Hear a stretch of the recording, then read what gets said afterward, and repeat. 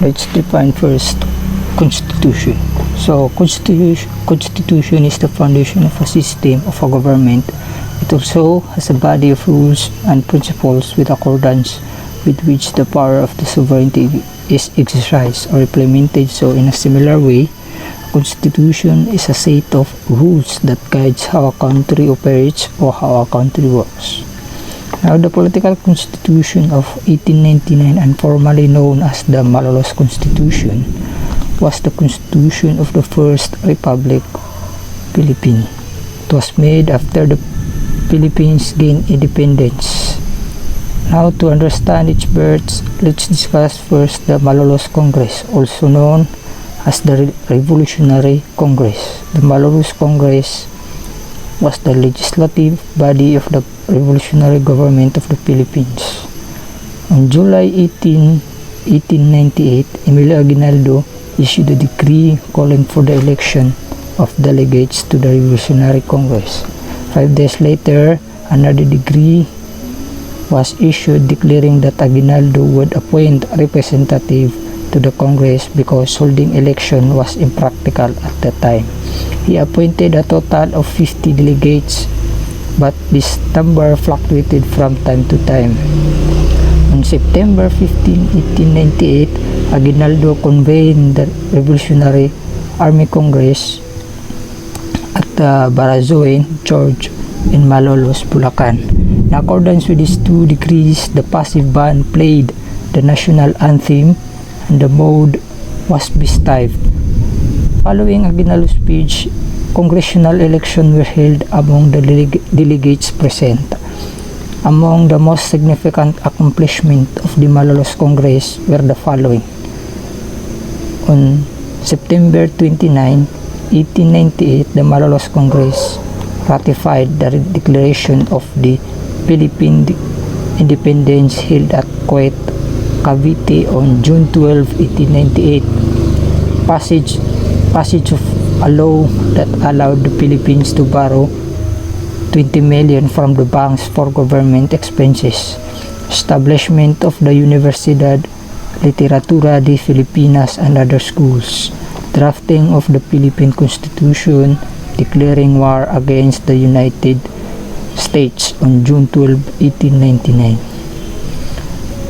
The Malolos Constitution. The Constitution was drafted for the first time by representatives of the Filipino people led by Felipe Calderon and assisted by Cayetano Arellano. And it's Asia's first Republican Constitution. The Mexican, Guatemalan, Costa Rican, Brazilian, Belgian, and French Constitution served as inspiration for the document. The final draft of the Constitution was presented to Aguinaldo after some minor revision, primarily due to Apolinario Mabini's objections. This paved the way for the establishment of the First Philippine Republic. It is established a democratic republican government with three branches: the executive, the legislative, and the judicial. It advocated for church and state separation. The president of the republic was to exercise executive powers with assistance of his cabinet. The First Philippine Republic. On January 21, 1899, the First Philippine Republic was established in Malolos, Bulacan. Emilio Aguinaldo took the oath of office after being proclaimed president. The Constitution was read in its entirety, followed by a military parade. Apolinario Mabini has been elected Prime Minister. Teodoro Sandico was Interior Secretary. Baldomero Aguinaldo was War Secretary. General Mariano Trias was Finance and War Secretary. Apolinario Mabini was Foreign Affairs Secretary. Gracio Gonzaga was the Welfare Secretary. Aguedo Velarde was the Public Instruction Secretary. Maximo Paterno was the Public Works and Communication Secretary, and Leon Maria Guerrero was the Agricultural Trade and Commerce Secretary. The Philippines National Anthem. Juan Felipe, a composer from Cavite Province, was commissioned by Aguinaldo to compose an instrumental march for the proclamation of independence ceremony. Marcha Filipina Magdalo was the initial title. Later, it was renamed Marcha Nacional Filipina. The lyrics were added on August 1899 based on Jose Palma's poem Filipinas. The lyrics were originally written in Spanish, then translated to English, and finally to Tagalog, where they were named Lupang Hinirang, the Philippine National Anthem. Assalamualaikum warahmatullahi wabarakatuh. I am Juarite Malawi from Group 3. We will tackle about the 1935 Constitution. Before the 1935 Constitution, an American Governor General appointed by the U.S. President head to the Philippine government. This started to change in December 1932 when the U.S. Congress passed the Hearst Cutting Act. Bago ang 1935, pinamunuan ng isang Amerikano Governor General na itinilagan ng Pangulo ng US ang pamahalaan ng Pilipinas.